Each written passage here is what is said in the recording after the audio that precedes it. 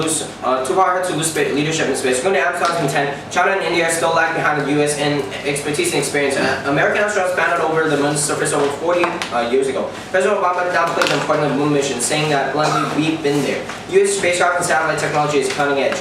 Now aiming for a daring new stunt, landing on astronauts and asteroids for 2025. This means that we are too far ahead in the space race to lose space leadership to any other nation.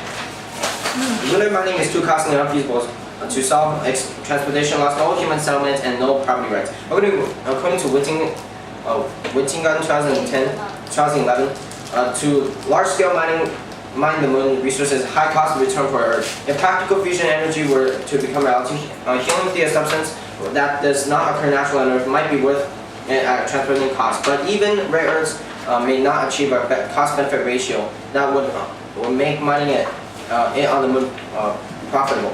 Another impediment of lack of law governing property. This is nothing in the international law forbids private companies from extracting resources from the moon. Large-scale lunar mining will take place. These questions need to resolve in international agreement. This evidence shows that there are too many flaws in the law system for us to do moon mining, and also the cost trade-over is too high for moon mining.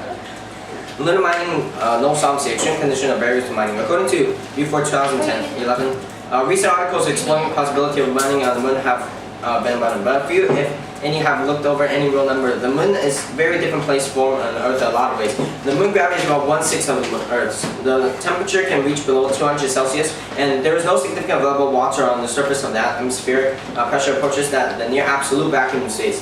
There's no the radiation environment is extreme and could be lethal in a solar storm. Meteorites bombard the surface. The moon is not a hospitable place.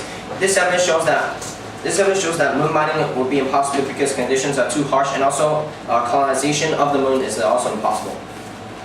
Resource wars won't occur. According to the 1990 prospects for resource wars are diminished since states find it increasingly difficult to exploit resources through terrestrial conquest. The spread of small arms and national consciousness have made it very costly for an invader.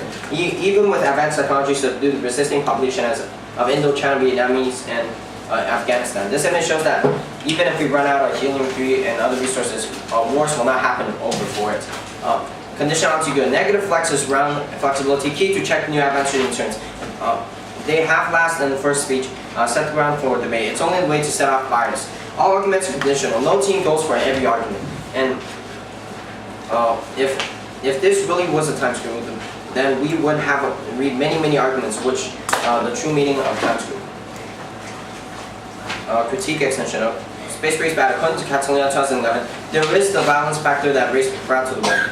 Space race is an increasingly volatile and aggressive race with other jurisdictions compete for very lucrative economic sectors. This evidence shows that space race will cause violence if we pursue it. Mining technology is seen as militarization. According to Leo 2011, surveillance, navigation, and communication with scientific experiment and civilization uses the space technology. However, the dual use of nature of these technologies help nation states to exploit them in military purposes. The 1991 Gulf War of 2003 U.S. invasion of Iraq have seen U.S. space technology with success. This evidence shows that if we pursue moon mining, then militarization will be inevitable.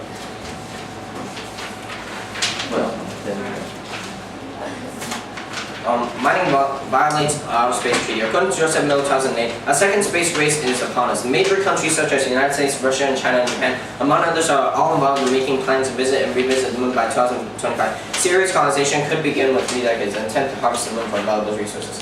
Space was now a new frontier of Earth. Treaties written during the time of the space race, which were designed to designate space as a peaceful environment for all mankind and research and explore profitably. The Outer Space Treaty prohibits any country from claiming the property as its own and in any part of space. This severely affects the countries involved during the second race, as they want to mine and set up lunar bases. Investment in colonies require rights and pertaining to property ownership and mining. This evidence shows that moon mining will be impossible because the affirmative cannot claim the materials that they mine for themselves, because it is according to the space treaty, you cannot claim celestial objects for your own good, a nation's own good.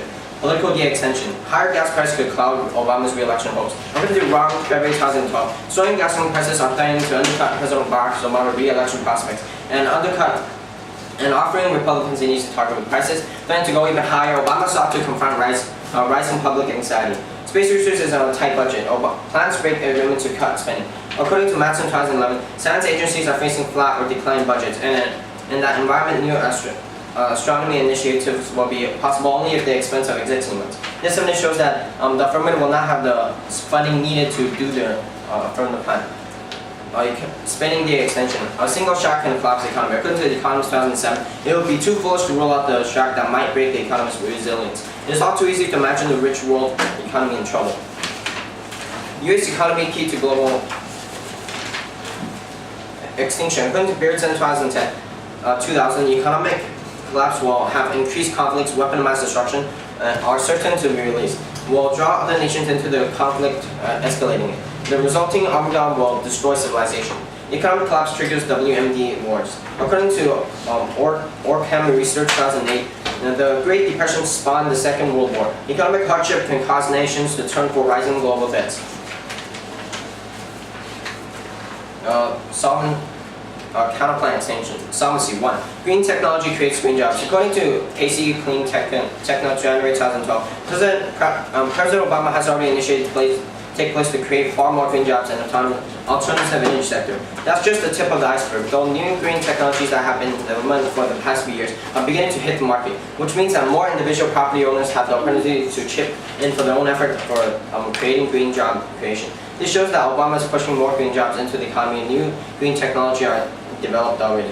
2. Strengthens your competitiveness. According to Rosenberg 2011, the United States supremacy when it comes to science and technology is unquestionable. As important as technology and global economic growth it is crucial that we maintain that edge. This shows that U.S. competitiveness will maintain technology continues to grow. Green technology is good for economy. According to Martins LaMonica, CNET News, October 2009, green technology companies are attracting millions of dollars. For these reasons, about years it will go negative.